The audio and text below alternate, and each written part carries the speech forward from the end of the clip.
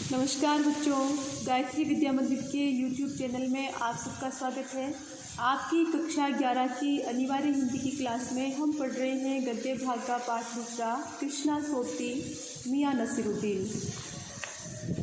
लेखिका जाती है मियाँ नसीरुद्दीन के वहाँ।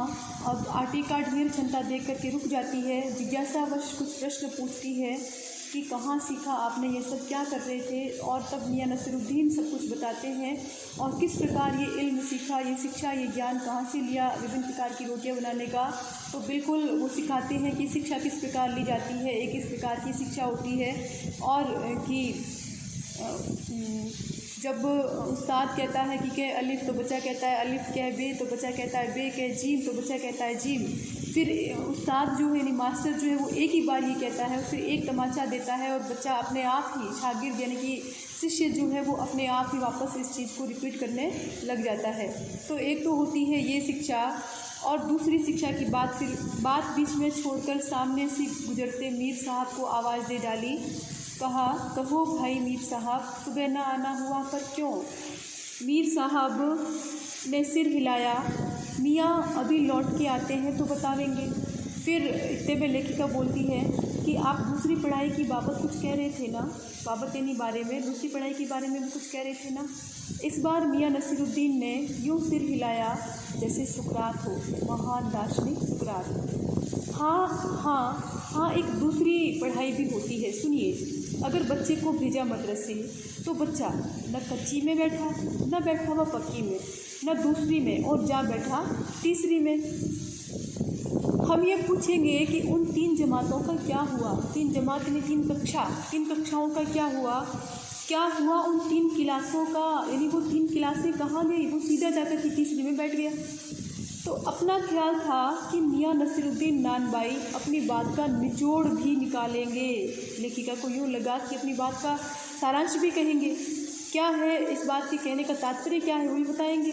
लेकिन उन्होंने तो बताया ही नहीं, वह हम ही पर दागते रहे, यानी कि हमें ही प्रश्न पूछते रहे कि आप ही बताइए उन 2-3 जमातों का हुआ क्या। तो ये बात लेखिका कहती है मेरी तो समझ के बाहर है।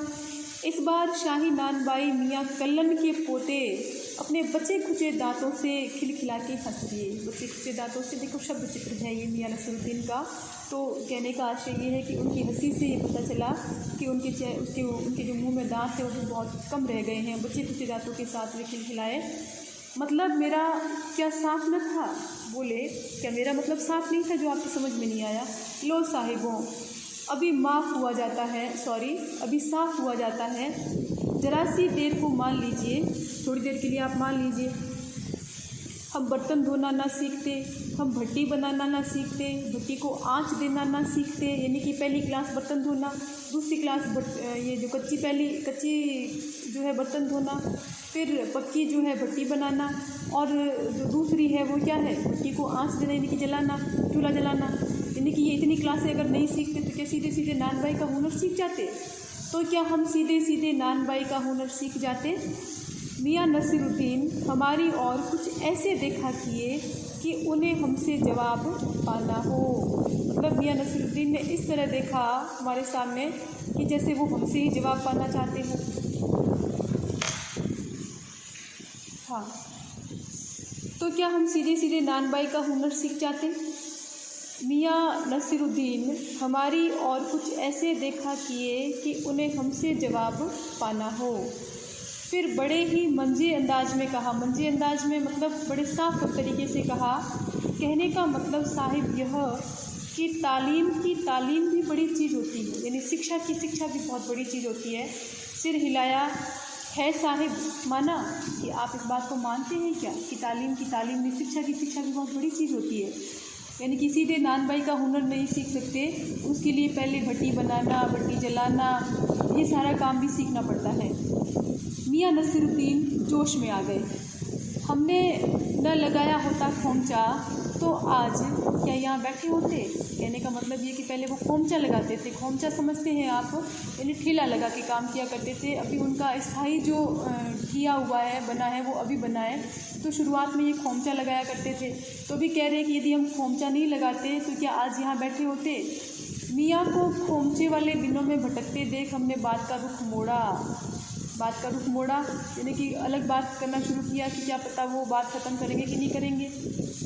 तो पूछा लेखिका ने, आपने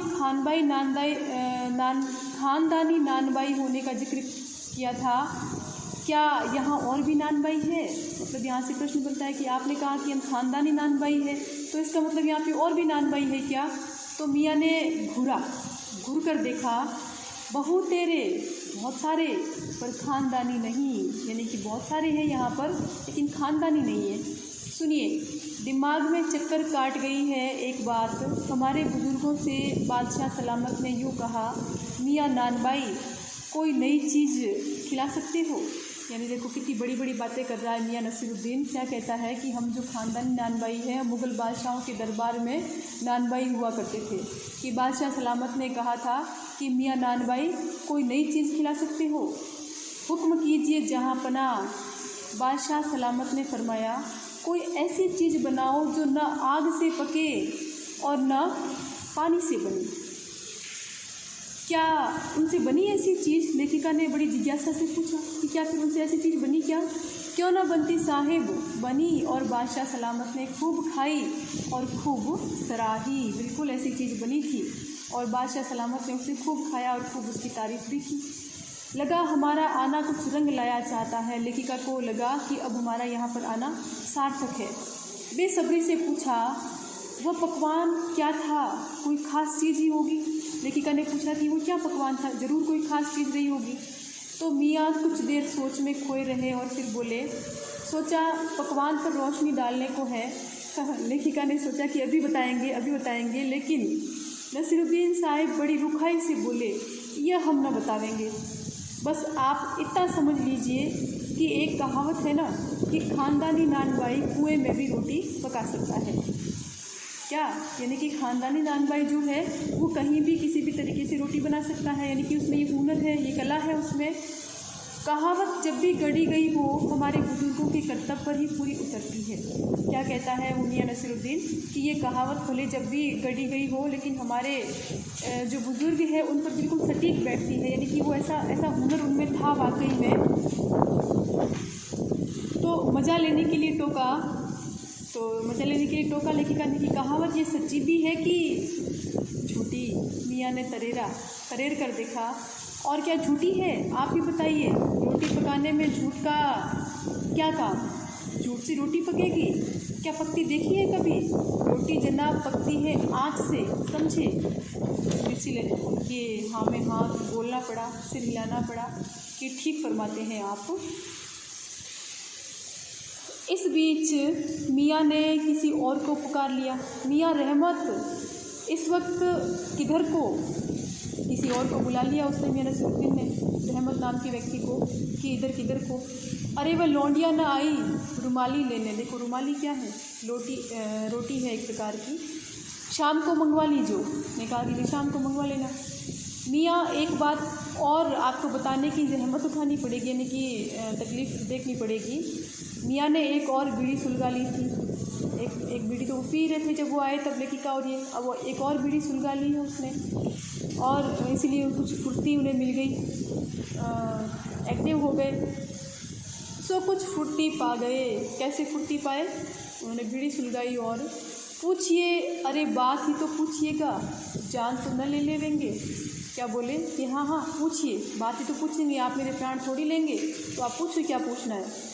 तो और उसमें भी अब क्या देर, यानी कि यदि प्राण भी लेने हैं तो उसमें भी कोई देर नहीं है, यानी कि इतना बूढ़ा तो हो चला, मृत्यु के इतना निकट तो चला गया, 70 के हो चुके। फिर जैसे अपने से ही कहते हो, क्या कहते हैं, अपने से खुद से बात कर रहे हैं कि वालिद मरहूम तो पूछ किए 80 पर, यानी कि उनके खुद के पिता जो थे वो तो 80 की उम्र में ही चल बसे थे। पर क्या मालूम हमें इतनी मोहलत मिले या ना मिले, लेकिन हमें पिताजी की तरह इतनी उम्र नसीब हो या नहीं हो, क्या पता कब चल बसे। इस मजमून यानी इस विषय पर हमसे कुछ कहते न बन आया, तो कहा कुछ कहते हुए नहीं बना, तो उन्होंने क्या कहा कि अभी यही लेखिका ने कहा कि अभी यही जानना था कि आपके बुज़ुर्गों ने शाही बावर्ची खाने में तो काम किया ही होगा, यानी कि मुग़ल बादशाह की बावर्ची खाने में, रसोई में काम किया होगा आपके बुज़ुर्गों ने। मियाँ ने बेरुखी से टोका, बिल्कुल रुष्ट होकर के उसने टोक दिया। वह बात तो पहले हो चुकी ना, यानी ये बात तो पहले ही हो चुकी है। हो तो चुकी साहिब, पर जानना यह था कि दिल्ली के किस बादशाह के यहाँ आपके बुज़ुर्ग काम किया करते थे। यानी कि हम ये जानना चाहते थे कि दिल्ली के कौन से बादशाह के वहाँ आपके बुज़ुर्ग काम करते थे। हम खिसियानी हंसी हंसे, है तो काफ़ी, पर ज़रा नाम लेते तो उससे वक्त मिला लेते। यानी कि यदि आप नाम बताते तो हम उससे वक्त मिला लेते, यानी कि हम समय का मिलान करके हम ये पता लगा लेते कि आपके बुज़ुर्ग उस समय में, उसके समय में कौन सा मुग़ल बादशाह रहा था, या सही बात है कि नहीं है। ठीक है, तो अजी साहिब क्यों बाल की खाल निकालने पर तुले हो, यानी कि एक ही बात के पीछे क्यों पड़े हो। कह दिया ना कि बादशाह के यहाँ काम करते थे, सो क्या काफ़ी नहीं है। बस इतना कह दिया, ये काफ़ी नहीं है कि बादशाह के वहाँ काम करते, तो यही तो काफ़ी है। हम खिसियानी हंसी हंसे, खिसियानी हंसी मतलब व्यंग्यात्मक हंसी, है तो काफ़ी, पर ज़रा नाम लेते तो उसे वक्त से मिला लेते, वक्त से मिला लेते खूब। पर किससे मिलाते जनाब आप वक्त से। मियाँ हंसे जैसे हमारी खिल्ली उड़ाते हो, यानी कि आप वक्त से किसे मिलाते। ऐसा बोल कर के वो इस प्रकार हंसे मानो वो हमारा लेखिका का मजाक उड़ा रहे हो। वक्त से वक्त को किसी ने मिलाया है आज तक, मतलब वो व्यंग्य कर रहा है कि समय को समय से कौन मिला सका है। खैर पूछिए किसका नाम जानना चाहते हैं, दिल्ली के बादशाह का ही ना, उनका नाम कौन नहीं जानता। जहाँ पना बादशाह सलामत ही ना जहाँ पना बादशाह सलामत, तो सारे बादशाहों के आगे ये नाम रहता था। तो अब देखो बिल्कुल बात स्पष्ट नहीं कर रहा है वो, कहने का आशय ये है कि वो ऐसे ही बड़ी बड़ी बातें कर रहा है। उसके जो पूर्वज है वो किसी मुग़ल बादशाह के यहाँ काम करते ही नहीं थे, कहने का आशय ये है। तो बोलते हैं कौन से, बहादुर शाह जफ़र की। लेखिका ने पूछा कौन से जहाँ पना बादशाह सलामत, बहादुर शाह जफ़र।